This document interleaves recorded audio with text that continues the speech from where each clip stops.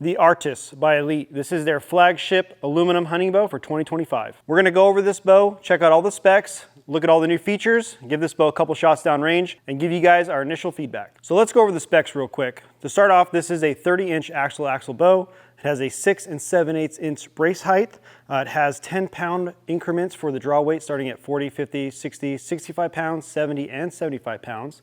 It runs 2 different mods, depending on which one you want to shoot, a performance and a comfort mod. This one happens to have the performance mod on it. It has a let off of up to 90% if you want to shoot that much let off. You're going to notice a little bit of a dump on the back end with the cam. I always suggest a little bit less let off, you get a little bit more holding weight, it's easier to hold. The mass weight of this thing comes out to about 4.7 pounds and its IBO speed rating is up to 340 feet per second. And the draw length ranges from 25 inch to 30.5 inches. So before we shoot this bow and give you our feedback, I want to check the draw weight really quick. This was fresh out of the box. We threw on a D-loop and new for this year, the MX2 Ultra Rest from QAD. They have partnered up with Elite, so now they have their own QAD rest. So let's double check here, zero out the scale.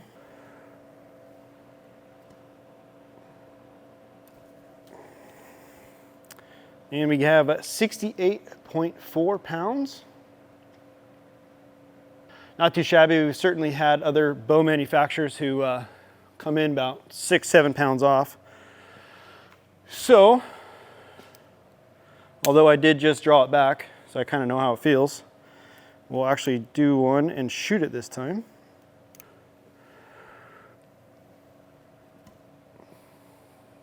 Draw cycle's not too bad.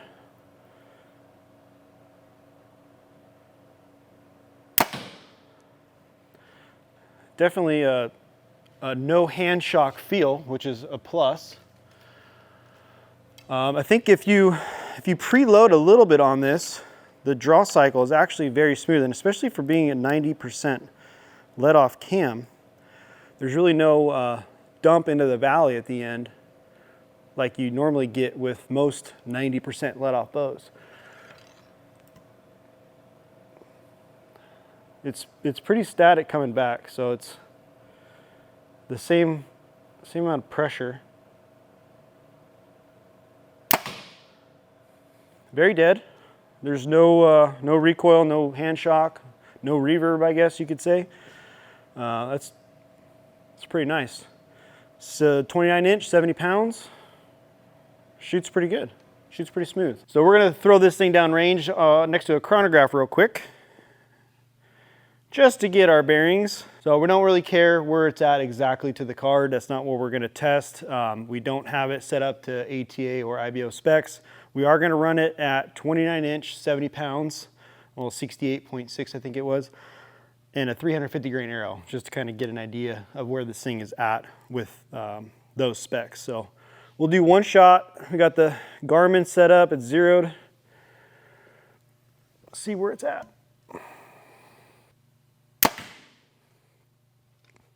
320.6.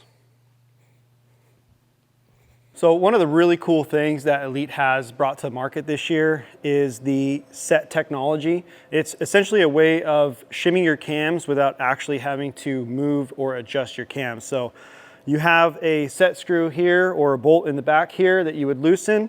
You would then turn to the right or to the left, depending on which way you want to shim your entire limb pocket, to the left and to the right.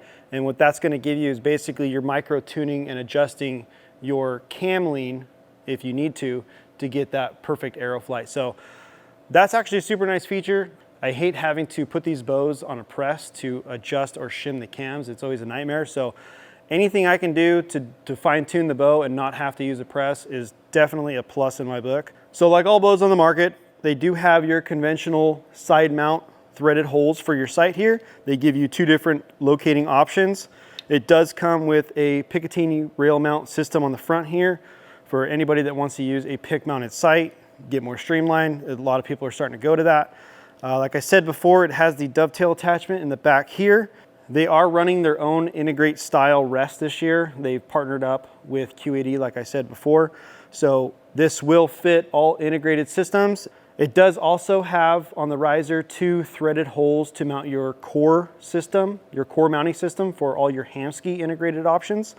It does come with 2 threaded burger mount holes, so you do have an additional option there, depending on if you want to run a conventional mount rest on the side of your bow. All right, so that's enough for the features for now. I do want to get a couple more arrows shot through this thing. Really get a good feel on how the draw cycle is on this. I need a release to shoot. I think that's probably one of the most important things when it comes to buying a bow. If it's horrible to draw, like we've felt in the past, then it's a pretty good deterrent on whether or not you're going to buy it. Like with any bows, if you're not used to the draw cycle right away, it will feel foreign to you. So if you are in the market for a new bow, I always recommend shooting it, I don't know, 8 to 10 times to really kind of get used to how much preload you're going to need, what to expect for the cams, how they're going to react to you, and how you need to react to them. That way you can really feel if whether or not these things are going to be comfortable for you. And for 70 pounds, it draws fairly smooth.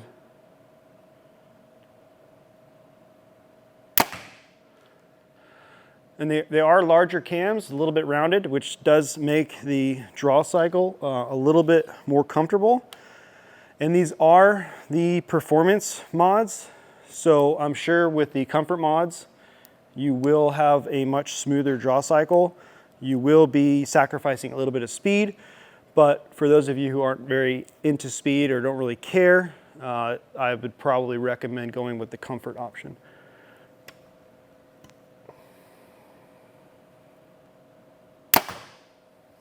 Yeah, it's just got a really good shot to it. Like I said, there's no vibration in the hand. It's very dead once the shot breaks. The bow doesn't feel very jumpy at all. Not any more than what it should be, you know, with having a relaxed grip. So I don't really have many bad things to say as far as the draw cycle goes. I'm sure once you shoot it quite a bit, you know, you kind of get used to it. Like I said, you know how much preload to put in and how hard to draw the bow back to get it to come back smooth.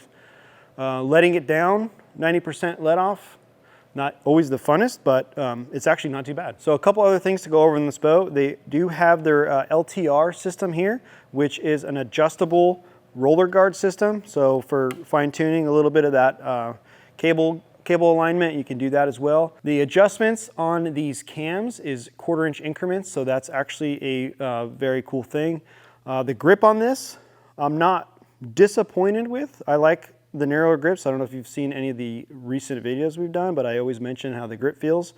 The grip is key in order to maintain a consistent hand placement on the bow, and archery, everything is all about consistency.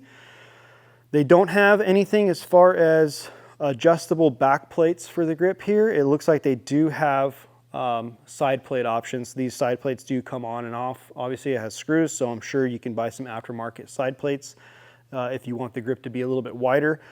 However, there is nothing on here that would allow you to adjust the back of this and change whether or not you like a higher or lower wrist. So I like it maybe like a 4-degree higher wrist, but on this it looks like I'd have to manually shim it and tape it.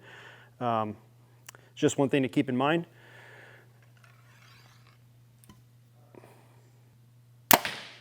It does have the recessed mounting holes here for your quiver, whether you want to run a 1-piece or a 2-piece. And if you've noticed, the top of this bow that is machined into the limb pocket itself, and also the bottom of the bow, which is their rail accessory connection. So they have a sling option that they sell. They also have a tree stand knob here, a mount that you can put on there to raise and lower your bow when you're in a tree stand, and also a bipod system that they sell and make that you would mount to the bottom here. So super rigid system. It's not something that's put in after the fact. It's actually machined into the limb pocket itself.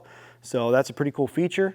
It's a nice selling point if you're looking to accessorize your bow, and also having those pick rails mounts anything that's pick accessible. So if you have anything that you want to put on your bow, the sky's the limit. Lasers. Put your tactical light on there. Yeah, it's a good shooting bow. If you're in the market for a short axle-to-axle hunting bow for 2025, be sure to check out the Elite Artus. You will not be disappointed.